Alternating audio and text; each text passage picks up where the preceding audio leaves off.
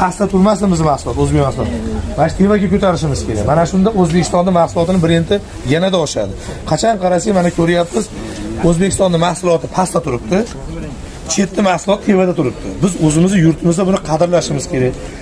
Gufra kardonlarga, alohida qadoqlarga e'tibor berishimiz kerak.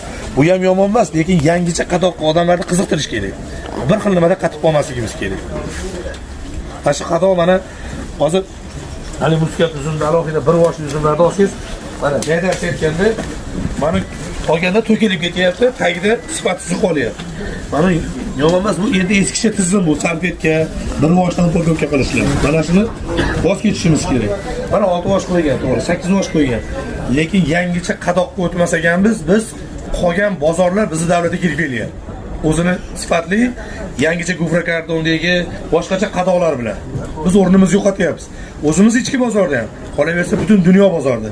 Rossiya, Ukraina, Belorussiya, Qozog'iston, Qirg'iziston, Ozarbayjon, Eron boshqa davlatlarga o'rnimizni berib qo'ydik. Birinchi o'rinda Xitoyga berib qo'ydik. Ikkinchi o'rinda Turkiya, mana Afrika davlatlaridan uzumlar kelyapti hozir.